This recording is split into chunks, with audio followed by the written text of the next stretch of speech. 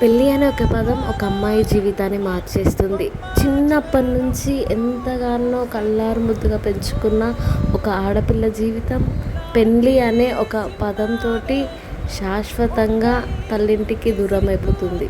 వస్తుంటాం పోతుంటామేమో కానీ ఒక చుట్టంలాగానే కదా. ఒక తల్లిదండ్రికి ఎంతమంది సంతానం ఉన్నా కానీ లాస్ట్లో పుట్టిన వాళ్ళకి ఒక ప్రత్యేకత అనేది ఉంటుంది అన్నమాట. అట్లా అక్కకి పెళ్లి చేసి పంపించిన తర్వాత తనకంటూ ఉన్నది ఒక చెల్లి మాత్రమే.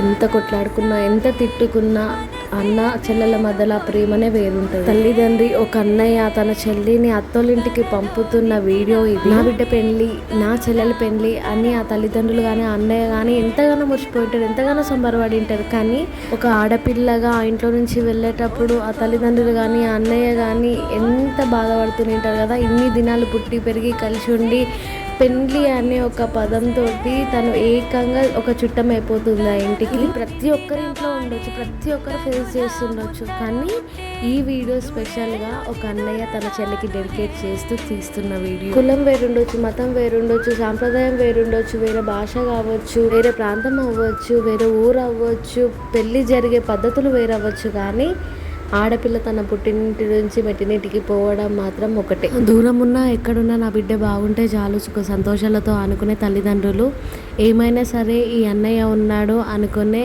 ఒక మంచి అన్నయ్య. తన చెల్లి కోసం ఈ వీడియో.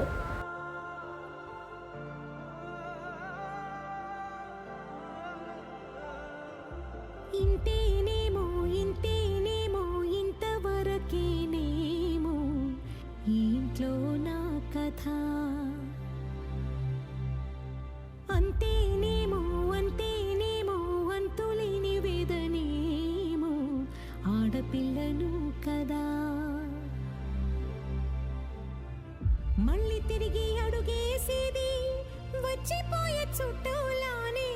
నేను పుట్టి పెరిగిన ఊరికి ఇంకా పైన పొరుగురిదాన్ని. కట్టదాటి గంగ నేడు కంట పొంగెనే. ఎంత ఎంత యాతనో ఎంత గుండె కోతనో ప్రాణమోలే పెంచుకున్న పిచ్చి నాన్నకు దూలమిరిగి భుజముపై పడిన పిడుగు పాటిది. ఇంతకన్న నరకమే లేదు జన్మకు. ఇంతేనేమో ఇంతేనేమో ఇంతవరకేనేమో ఇంట్లో నా కథ.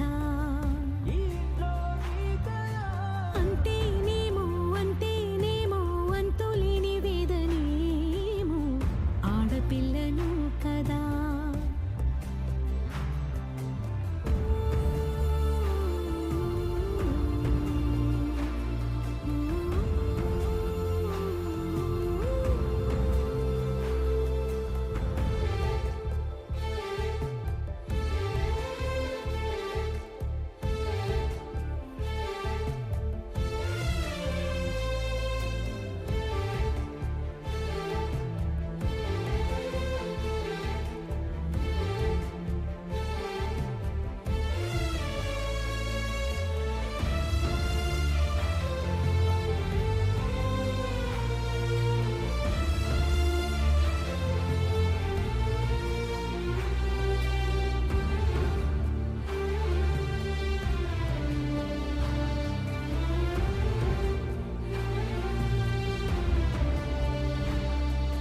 చేతినే ఎరుపుగా మార్చిన గోరింట కొమ్మ నిన్నలా ఊగక రాల్చెను చెమ్మ.